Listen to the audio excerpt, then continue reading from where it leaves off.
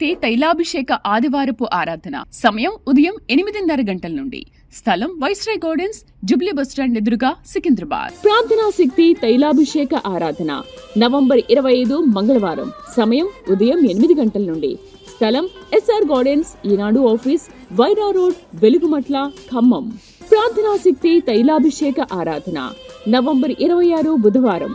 మొదటి ఆరాధన ఉదయం 7 గంటల నుండి. రెండవ ఆరాధన ఉదయం 10 గంటల నుండి. స్థలం సీతారాం టౌన్షిప్ ఎదురుగా, housing board colony, Nallapadu road, Guntur. Yesayya నామమున మీకు వందనాలు తెలియపరుస్తూ ఉన్నాను. ప్రియులరా, ఈ దినము కొరకు దేవుడు సిద్ధపరిచిన వాగ్దానాన్ని మనం స్వాధీనపరచుకుందాం. పరిశుద్ధ గ్రంథంలో నుండి యెషయా గ్రంథము 49వ అధ్యాయము 7వ వచనం ద్వారా దేవుడు మిమ్మల్ని దర్శిస్తూ ఉన్నారు. ఐజయా చాప్టర్ 49 వర్స్ 7లో 7th లైన్ చాలా పెద్ద వచనముగా ఉంది. ఇది అండర్లైన్ చేసుకోండి. యెషయా గ్రంథం 49వ అధ్యాయము 7వ వచనం. 7వ వచనంలో 7వ లైన్ బాగా చూస్తే, ఇశ్రాయేలు పరిశుద్ధ దేవుడు నిన్ను ఏర్పరచుకొనిననియు రాజులు గ్రహించి లేచెదరు, అధికారులు నీకు నమస్కారము చేసెదరు. దేవునికి మహిమ కలుగును గాక. నేను చదువుతున్న వాక్యం మీ బైబిల్ ఎన్నో లైన్లు చూసుకుని అండర్లైన్ చేసుకోండి. ఇశ్రాయేలు పరిశుద్ధ దేవుడు నిన్ను ఏర్పరచుకునిననియు రాజులు గ్రహించి లేచెదరు, అధికారులు నీకు నమస్కారము చేసెదరు. నిన్ను దేవుడు ఏర్పాటు చేసుకున్నాడు. ఇంతవరకు నిన్ను అవమానముగా ఎగతాళిగా మాట్లాడారని నీలో ఆ బాధతో నువ్వు కుమిలిపోయావు కదా. దేవుడు నిన్ను హెచ్చించటం మొదలుపెట్టాడు. ఎలాగంటే నిన్ను ఆశీర్వదించే ఆశీర్వాదం ఎట్లా ఉంటుందంటే, ఈరోజు వాగ్దానాన్ని ద్వారా నీకు తెలియపరుస్తున్నాడు. ఏంటంటే, రాజులు ఇశ్రాయేలు పరిశుద్ధ దేవుడు ఈ మనుషుణ్ణి నిలబెట్టాడు, ఈ మనుషుణ్ణి ఆశీర్వదించాడు అని ప్రజలు గ్రహించుకునేలాగా నిన్ను ఆస్తికర్తగా దేవుడు ఆశీర్వదించి, నిన్ను ఐశ్వర్యవంతుడిగా ఆశీర్వదించి, నీకు బుద్ధి, జ్ఞానము, వివేకము గల హృదయము నీకు ఇచ్చి, ఈ అన్ని లక్షణాలు నీ ఎదుగుదల అందరూ చూసి ఎలా మాట్లాడతారంటే, చూడండి, నిన్ను యెహోవా ఏర్పరచుకొనిననియు రాజులు గ్రహించి లేచెదరు. పెద్ద పెద్ద వాళ్ళు కూడా, అమ్మో ఈ మనుషుడు సామాన్యమైన వాడు కాదు, మామూలుగా అయితే ఈ మనుషుడు ఎదుగుదల ఇంతగా ఉండకపోను, దేవుడే ఇతనికి తోడుగా ఉన్నాడు. బహుశా నువ్వు సేవ చేస్తున్నావేమో, అందరికీ ఆశ్చర్యం కలిగేటువంటి సేవకుడు అయిపోతావు నువ్వు. ఎందుకంటే దేవుడు నిన్ను జ్ఞాపకం చేసుకుని నిన్ను హెచ్చించడం మొదలుపెట్టాడు. నీ చిన్న సంఘాన్ని ఆశీర్వదించడం మొదలుపెట్టాడు. నీ చిన్న స్థితిని దీవించడం మొదలుపెట్టాడు. రాజులు గ్రహిస్తారు, అధికారులు లేచి నమస్కారము చేస్తారు. నువ్వు అనుకుంటావు, మీరేంటి నాకు నమస్కారం చేస్తున్నారేంటి, మేము చిన్నవాళ్ళం కదా అని అనుకోవచ్చు. దేవుడు నిన్ను ఏర్పరచుకున్నాడు. ఇంతవరకు ఏడుస్తూనే దుఃఖంతోనే బ్రతికేవు కదా. ఇక మీద ఎక్కడికి వెళ్ళినా ఆ గౌరవం నీకు దక్కుతుంది. ఎందుకంటే నువ్వు అర్హురాలివి, నువ్వు అర్హుడవు. దేవుడు నీకు ఇచ్చడి ఆధిక్యత. నాకు సిగ్గుపడుతున్నాను, నాకు సిగ్గు కలుగుతుంది, నేను బయటికి వెళ్ళాలి, నేను ఎలాగా వీళ్ళందరి ముందు నిలబడాలి, అందరూ గౌరవంగా మాట్లాడుతున్నారు కానీ నాలో భయం వేస్తుందని అనుకున్నామేమో. నో, దేవుడు నిన్ను ఏర్పరచుకున్నాడు. దేవుడు నిన్ను ఏర్పరచుకున్నాడు కనుక రాజులు గ్రహించి లేచెదరు, అధికారులు నీకు నమస్కారం చేసేదరు. నీకు అధికారం లేకపోయినా నీకు కింద ఉన్నటువంటి వారు, గొప్ప గొప్ప అధికారులు కూడా వచ్చి నీకు నమస్కారం చేస్తారంటే నువ్వు నిజమైన దేవుని అధికారంలో ఉన్నావు కనుక ఇట్టి సాక్ష్యం నువ్వు కలిగి ఉన్నావు. దేవునికి మహిమ కలుగును గాక. ఇశ్రాయేలు పరిశుద్ధ దేవుడు నిన్ను ఏర్పరచుకొనినని రాజులు గ్రహించి లేచెదరు, అధికారులు నీకు నమస్కారము చేసేదరు. ఆల్రెడీ స్టార్ట్ అయింది, ఇక మీదట ఇదే కొనసాగుతుంది. గొప్ప నాయకుడిగా, నాయకురాలుగా ఎదుగుతావు. ఆత్మ తోడుండును గాక. ఆమేన్.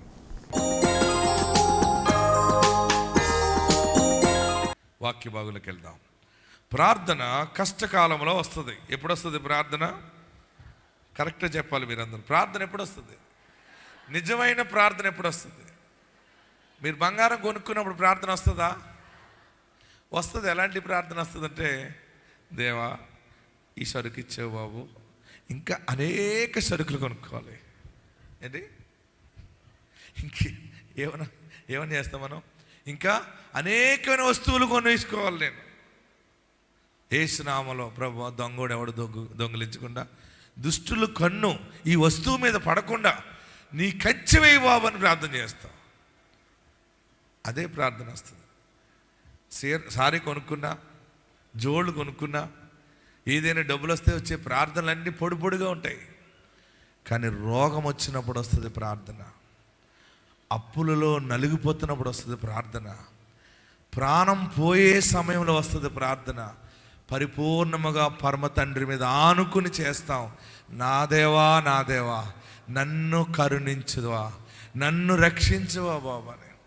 అందుకనే మనం ప్రార్థనలో బలముగా ఉండటానికే కొన్ని బలహీనతలు దేవుడు పెడతాడు. మనం ప్రార్థన చేస్తూ ఉండగా అవన్నీ దూరం అయిపోతాయి. ఆమేన్. ప్రార్థన చేయండి. యేసు నామములో మనసిప్పి మాట్లాడండి. ఎవరెవరితోనో సుత్తి మాట్లాడటం కాదు. ఎవరితో మాట్లాడాలి? గట్టిగా చెప్పాలి, ఇంకా గట్టిగా చెప్పాలి. ప్రార్థన ఎప్పుడు వస్తుందంటే ప్రేమిస్తే వస్తుంది ఆయన్ని. ఎవరిని? యేసయ్యని ప్రాణానికి ప్రాణముగా ప్రేమిస్తే వస్తుంది. ఇద్దరు ప్రేమించుకుంటే చూడండి, వాళ్ళు ఎన్ని మాటలు మాట్లాడుకుంటారో. ఫోన్లు ఛార్జింగ్ కూడా అరిగిపోతుంది, ఫోన్లు వీటెక్కిపోతాయి. వేడెక్కిపోయినా కానీ మాటలు తరగవు. ఆడేదో చెప్తాడు సుత్తి, ఇదేదో సుత్తి చెప్తుంది. ఈ సుత్తిదంతా ఫోన్లు వైర్లు వేడెక్కిపోతాయి. ఆ మాటలు ఏం మాట్లాడారో వాళ్ళకే తెలియదు. ఏంటంటే వారిద్దరి మధ్య ఉన్నది చెప్పాలి, లవ్, ప్రేమ. అది పాడు ప్రేమ, లోక సంబంధంగా ఉన్నది. కానీ పరమ తండ్రితో ఉన్న ప్రేమ పవిత్రమైనది, శాశ్వతం ఉంటుంది. కనుక పరమ తండ్రిని ప్రేమించండి, యేసుని ప్రేమించండి. ఆయన ప్రేమించిన వారిని ఆయన ఆస్తికర్తలుగా చేస్తాడన్నాడు. వాక్య భాగంలోకి రండి. పరిశుద్ధ గ్రంథంలో ఇక్కడ దేవుని మీద ఆనుకుని చేసిన ప్రార్థనకి దేవుడు చేసిన గొప్ప కార్యములో రూబేనీయులు ప్రార్థన చేశారు. దినవృత్తాంతముల మొదటి గ్రంథము 5వ అధ్యాయము 20వ వచనం చదివి సహాయం చేయండి. రూబేనీయులు వారి యుద్ధములో ఉండగా వారికి కష్టం వచ్చినప్పుడు వారు దేవుడి మీద ఆధారపడ్డారు. ఎస్, దినవృత్తాంతముల మొదటి గ్రంథము 5వ అధ్యాయం 20వ వచనం. బైబిల్ ఉన్నవారు అందరూ తెరవండి. యుద్ధమందు వారు దేవునికి మొర్రపెట్టగా ఆయన మీద వారు నమ్మిక ఉంచినందున ఆయన వారి మొర ఆలకించెను గనుక వారిని జయించుటకు వారికి సహాయము కలిగెను. హగ్రీయులను వారితో ఉన్న వారందరూ వారి చేతికి అప్పగింపబడిరి. వారు 50,000 ఒంటెలను, పశువులను, 2,50,000 గొర్రెలను, 2,000 గాడిదలను, 1,00,000 జనమును పట్టుకొనిరి. యుద్ధమందు దేవుని సహాయము వారికి కలుగుట చేత శత్రువులు అనేకులు పడిపోయిరి. తాము చేర తీసుకుని పోబడి వరకు రూబేనీయులను, గాదీలను, మనష్షే అర్ధగోత్రం వారును వీరి స్థానముల యందు కాపురముండిరి. ఆమేన్. హల్లెలూయా. గట్టిగా హల్లెలూయా చెప్పండి. రూబేనీయులు వారు ముందుగా వారి బలాన్ని నమ్ముకున్నారు. వారు దేవుని మీద కొంతకాలం ఆనుకోలేకని దినాలు కూడా ఉన్నాయి. అయితే శ్రమ కలిగినప్పుడు, ఆధారము లేదనుకున్నప్పుడు, ఓడిపోతాం అనుకున్నప్పుడు, వారికి శ్రమ ఆవరించినప్పుడు రూబేనీయులు దేవుని మీద ఆధారపడి ప్రార్థన చేశారు. ఏమని ప్రార్థన చేశారు? వారు యుద్ధం ముందు వారు దేవునికి మొర్రపెట్టగా. ఆమేన్. మొర ఎప్పుడు వచ్చిందంటే యుద్ధములో వస్తుంది.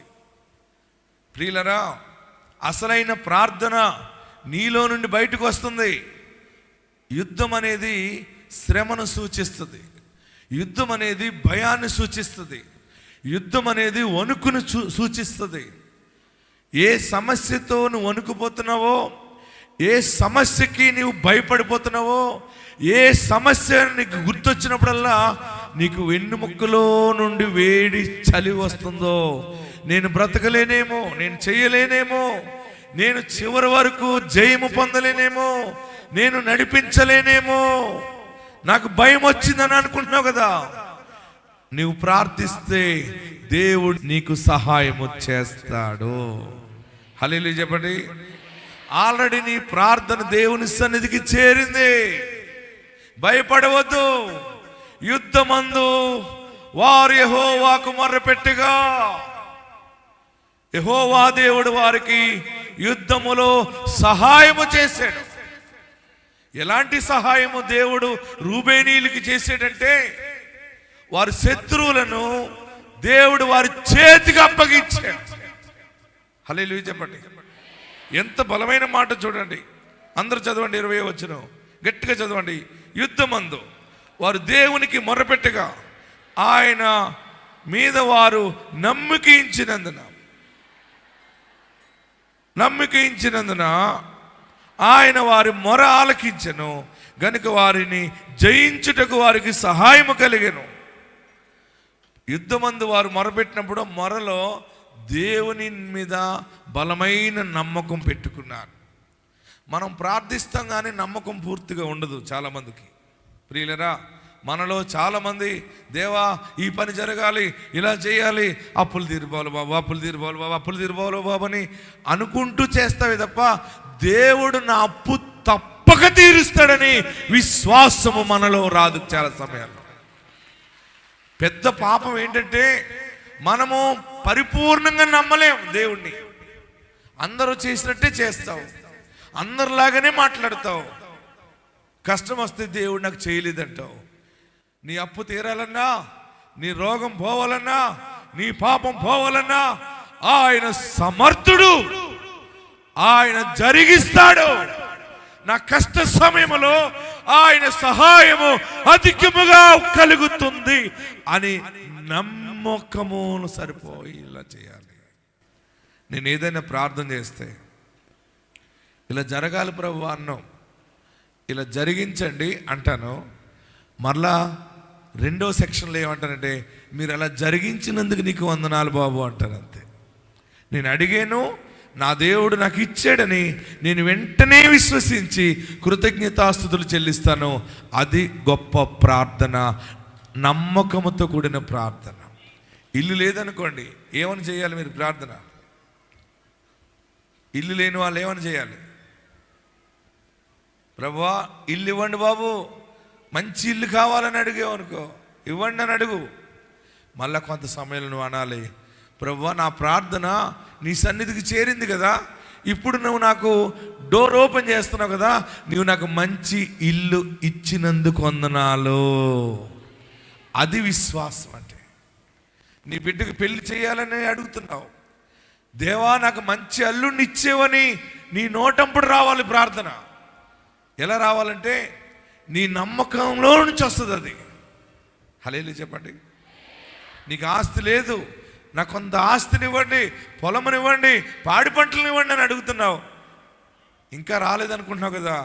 ఇప్పుడు నువ్వేమని చేయాలంటే, దేవా నీవు ఇచ్చినందుకు వందనాలు, నీవు సహాయం చేసినందుకు వందనాలు, నువ్వు గర్భఫలం ఇచ్చినందుకు వందనాలు, అప్పులు బాధలన్నీ తీర్చినందుకు వందనాలు, నా రోగమును తరిమివేసినందుకు నీకు వందనాలు.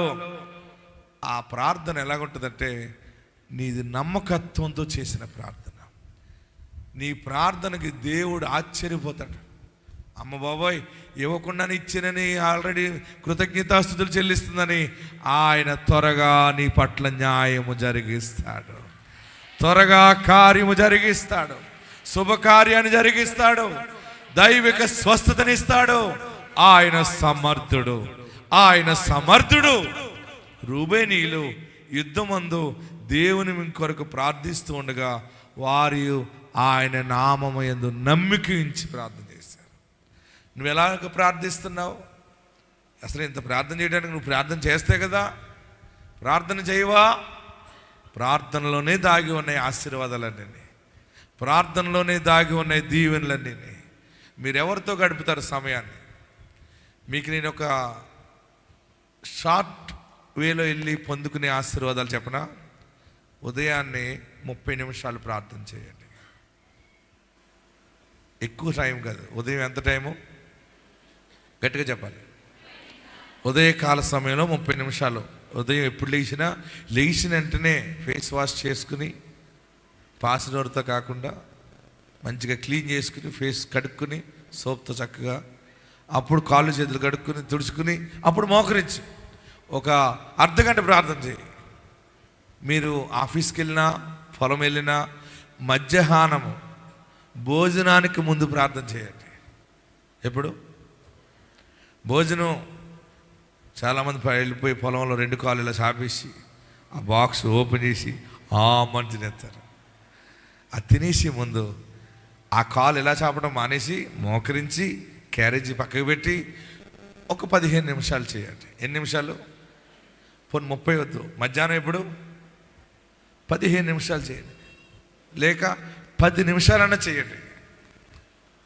ఓకే, తర్వాత అప్పుడు భోజనం చేయి, అప్పుడు నీ పనులు చేసుకో. మళ్ళీ సాయంత్రం ఇంటికి వచ్చిన తర్వాత చక్కగా స్నానం చేసి మరలా 30 నిమిషాలు ప్రార్థన చేయి. ఎన్ని నిమిషాలు చేయాలి? 30 నిమిషాలు చేయండి. లేదా సాయంత్రం అంత చేయలేకపోతే స్టార్టింగ్ 20 నిమిషాలు చేయండి. ఎన్ని నిమిషాలు? ఉదయం ఎన్ని నిమిషాలు? గట్టిగా చెప్పాలి. 30 నిమిషాలు. మధ్యాహ్నం అంటే ఎప్పుడు? అన్నం తినే ముందు. ఓకే, తర్వాత సాయంత్రం. మీరు దినమునకు 3 మారు ఇలా చేయండి. దేవుని దూతలు మీ ఇంటికి వచ్చి నీతోనే ఉంటాయి. నా అనుభవంతో చెప్తున్నాను. ప్రార్థన ఎక్కడుంటుందో అక్కడ దేవుని సన్నిధి ఉంటుంది. ఉదయకాలము, మధ్యాహ్నము, సాయంకాలము, దివారాత్రము ప్రభువా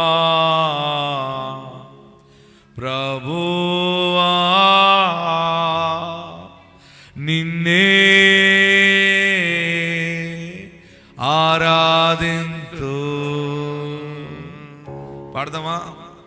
ప్రభువా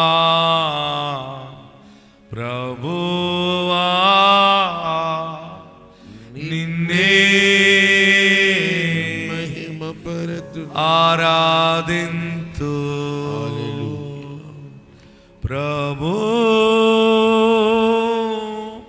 నిన్నే ఆరాధింతు అనుదినము. ప్రభు నిన్నే ఆరాధింతు అనుక్షణము. ప్రభువా అన్నప్పుడు నిన్నే ఆరాధింతు. ఎప్పుడు ఆరాధిస్తాను? ఉదయకాలము, మధ్యాహ్నము, సాయంకాలం. మీరు ఎలా చేయండి, కోట్ల దీవెనలు మీ మీదకి వచ్చేస్తాయి. నేను మీ మీద వెలుగు చూశాను కనుక చెప్తున్నాను, అతి తొందరలోనే అందరూ ఆశీర్వదించబడిపోతారు. అయితే కొన్ని ఆశీర్వాదాలు జరగలేని ఉన్నాయి కదా, అవన్నీ నెరవేరటానికి ఉదయకాలం ఎంత సమయం ప్రార్థించాలి? మధ్యాహ్నం ఎంత? సాయంకాలం. ఉదయం ఎప్పుడు చేయాలి? లేచిన వెంటనే చేయాలి. మధ్యాహ్నం ఎప్పుడు చేయాలి? బొవ్వక ముందు చేయాలి. సాయంత్రం ఎప్పుడు చేయాలి? బెడ్ ఎక్కక ముందు చేయాలి. ఇలాగే చేయండి. మీరు నమ్మకంతో చేయండి, దేవుని సహాయం మీకు అందుతుంది. శత్రువులను కూడా దేవుడు మీ చేతికి అప్పగిస్తాడు. రూబేనీయులు ప్రార్థన యుద్ధములో చేశారు. యుద్ధమందు వారికి దేవుని సహాయము కావాలని ఏమని చేశారు? వారు యుద్ధమందు వారు దేవునికి మొరపెట్టగా ఆయన మీద వారు నమ్మిక ఇచ్చినందున, ఆమేన్, నమ్మిక ఇచ్చినందున, చదవండి, నమ్మకించినందున ఆయన వారి మొర ఆలకించాను. ఆయన వారిని జయించుటకు వారికి సహాయము కలిగాను. 22వ వచనంలో ఏమన్నాడంటే, యుద్ధమందు, 5వ అధ్యాయం 22వ వచనం, యుద్ధమందు దేవుని సహాయము వారికి కలుగుట చేత శత్రువులు అనేకులు పడిపోయిరి. ఆమేన్. నీకు విరోధముగా ఉన్నటువంటి శత్రుత్వం కూలిపోతుంది. ప్రార్థన గొప్ప విజయాన్ని ఇస్తుంది. ఉదయకాల ప్రార్థన, మధ్యాహ్న కాల ప్రార్థన, సాయంకాల ప్రార్థన సర్వ సమృద్ధి జీవాన్ని ఆత్మను ఇస్తుంది. ఆమేన్. ప్రార్థన లేకపోతే ఎండిపోతాం, కానీ ప్రార్థన ఉంటే ఏ కుటుంబం పాడైపోదు. ప్రార్థన ఉన్న కుటుంబము నాశనము కాదు, ఎల్లప్పుడూ చిగురిస్తూనే ఉంటది. హల్లెలూయా. 22వ వచనం చదువుదాం చివరిగా. యుద్ధమందు దేవుని సహాయం ఎలా వచ్చిందంటే, దేవుని సహాయం ఎన్ని రకాలుగా వచ్చిందంటే, శత్రువులు అనేకులు పడిపోయారు. రెండోది, తాము చేర తీసుకుని పోబడు వరకు రూబేనీయులు, గాదీయులను, మనష్షే అర్థగోత్రం వారు వీరి స్థానములందు కాపురం ఉండిరి. మనష్షే అర్థగోత్రము వారును ఆ దేశమందు కాపురం ఉండి వర్ధిల్లుచు, ఆమేన్, వర్ధిల్లుచు బాషాను మొదలుకుని బయల్తెర్మోను వరకును అలాగలాగా పర్వతం వరకును వ్యాపించిరి. శత్రువులు పడిపోతారు, స్థిరముగా నిలబడతారు మీరు, తర్వాత వ్యాప్తి చెందుతారు. మీరు కుడివైపుకి ఎడమవైపుకి మీ ఫ్యామిలీ, నీ కుటుంబం వ్యాప్తి చెందుతారు. నీ ప్రార్థన దేవుడు ఆలకిస్తా ఉన్నాడు. మీరు భయపడకండి, ప్రార్థన నేర్పయా అని అడగండి. మీకు వచ్చిన ప్రార్థనే చేయండి. ప్రార్థన అంటేనే పరమ తండ్రితో మాట్లాడుట. ఎవరితో మాట్లాడుట? ఒక కోటీశ్వరుడి దగ్గరికి వెళ్ళి మాట్లాడవలసి వస్తే ఏం మాట్లాడతాం మనం? ఒక పేదవాడు ఒక ధనికుడి దగ్గరికి వెళ్ళినప్పుడు ఏం మాట్లాడతాడు? నాకు ధన సహాయం చేయమని అడుగుతాడు. ఒక రోగి వైద్యుడి దగ్గరికి వెళ్ళినప్పుడు ఏం అడుగుతాడు? చెప్పాలి మీరు అందరూ. నాకు మంచి ఆరోగ్యం కలగజేయండి అయ్యా, మంచి మెడిసిన్ ఇవ్వండి అంటాడు. ఒక అన్యాయం జరిగిన వ్యక్తి ఒక న్యాయవాది దగ్గరికి వెళ్ళినప్పుడు, జడ్జి దగ్గరికి వెళ్ళినప్పుడు ఏమడుగుతాడు? చెప్పాలి. జడ్జి గారు నాకు న్యాయం చేయండి. రోగి వైద్యుడిని ఏమడుగుతాడు? నాకు ఆరోగ్యం దయచేయి. ఒక పేదవాడు ధనికుడి దగ్గరికి వెళ్ళినప్పుడు ఏమడుగుతాడు? చెప్పాలి. నాకు ధన సహాయము చేయి. నీవు నమ్మిన దేవుడు ధనికుడు, నీవు నమ్మిన దేవుడు వైద్యుడు, నీవు నమ్మిన దేవుడు న్యాయాధిపతి. ఆయన నీకు త్వరగా సహాయం చేస్తాడు. అందరూ లేచి నిలబడదాం, ఎక్కడున్నవారు అక్కడే. ప్రభువా, నా జీవితంలో ప్రార్థన లేదు బాబు, నిజమే, నేను ఒప్పుకుంటున్నాను. నేను ప్రార్థన జీవితాన్ని ప్రారంభిస్తాను. నేను బంధువులతో సమయం గడుపుతున్నాను, పిల్లలతో సమయం గడుపుతున్నాను, భర్తతో సమయం గడుపుతున్నాను, రాజకీయాలతో సమయం గడుపుతున్నాను. నీతో ప్రత్యేకంగా ప్రతి దినము నేను గడపలేకపోతున్నాను. నీ సేవకుడి ద్వారా నాతో మాట్లాడావు. ఈ డ్రై అయిపోయిన స్థితి, ఎండిపోయిన ఈ పరిస్థితులు అన్ని పుష్కలంగా ఫలింపులోకి రావాలంటే నా ప్రార్థన చాలా అవసరం అని నువ్వు నాతో మాట్లాడావని అందరూ కూడా 2 చేతులు పైకెత్తి ప్రార్థన నేర్పయా. నీ వైద్యుడు కదా, ఆరోగ్యం ఏమని అడుగుతాను, అదే నా ప్రార్థన. నువ్వు న్యాయాధిపతివు కదా, న్యాయం జరిగించని అడుగుతాను, అదే నా ప్రార్థన. నువ్వు ఆస్తికర్తవి, ఐశ్వర్యవంతుడు కదా, నన్ను ఆశీర్వదించని అడుగుతాను, అదే నా ప్రార్థన. నువ్వు అబద్ధికుడు కాదు కదా, సత్యమైన దేవుడు కదా, వాగ్దానము నమ్మదగిన వాడివి, కార్యము జరిగించు. 2 చేతులు పైకెత్తి నా పాపాలు క్షమించు బాబు, నన్ను పరిశుద్ధపరచు బాబు, నన్ను పవిత్రపరచని అందరూ ప్రార్థన చేయండి. అందరూ కూడా 2 చేతులు పైకెత్తి నేను ప్రార్థిస్తాను. ఉదయకాలము చేస్తాను, మధ్యాహ్నము చేస్తాను, సాయంకాలము యేసు నామములో ప్రార్థిస్తానని 2 చేతులు తలపైన పెట్టుకోండి. 2 చేతులు తలపైన నన్ను దీవించు, నన్ను ఆశీర్వదించు, నా పాపాలు క్షమించు. అందరూ ప్రార్థన చేయండి. ఏడుస్తున్నావు కదా, ఎవరున్నారు, ఎవరు సహాయం చేస్తారని ఏడుస్తున్నావు కదా. ఆ ఏడుపు పరమ తండ్రి దగ్గర కొద్ది నిమిషాలు ఏడవలేవా? ఎవరి మీద ఉద్ధరించడం కాదు, దేవుని మీద ఉద్ధరించే ప్రార్థన ఉందా? నేను ప్రార్థిస్తున్నాను, నీతో సమయం గడుపుతున్నాను, కొంతలో కొంత అయినా చేస్తున్నాను బాబు అని అడగగలుగుతున్నావా? నీ దగ్గర ప్రార్థన ఏది? లోకస్తులతోనే సమయం గడుపుతున్నావు, ఆత్మ సంబంధమైన వారితో సమయం గడుపుతున్నావా?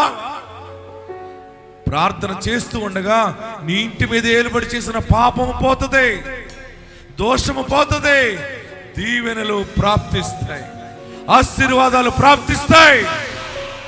నా పాపాన్ని క్షమించి యేసు అని అడుగు, నా దోషాన్ని క్షమించి యేసు అని అడుగు. పరిశుద్ధాత్ముడు నీ పాపాలను క్షమిస్తాడు. ఉదయకాలము ప్రార్థిస్తావా? ప్రార్థిస్తానంటే చెప్పు దేవునికి. మధ్యాహ్నము స్తుతిస్తాను, సాయంకాలం స్తుతిస్తాను, నా గుండె నిండా నిన్ను చేర్చుకుంటాను. అందరూ ప్రార్థన చేయండి, అందరూ ప్రార్థన చేయండి, అందరూ ప్రార్థన చేయండి. ఏ పనులు జరగాలని టీవీ పరిచర్యలో విత్తనాలు విత్తుతున్నారో వారి కార్యములు 100% సఫలము చేయండి. అంతకాలంలో ఉన్న వారికి విడుదల ఇవ్వండి. తాకట్టులో ఉన్న వస్తు వాహనాలని, భూ కాగితాలని విడుదల చేయండి, నెమ్మది ఇవ్వండి. యేసు నామములో అడుగుచున్నాము తండ్రి, ఆమేన్.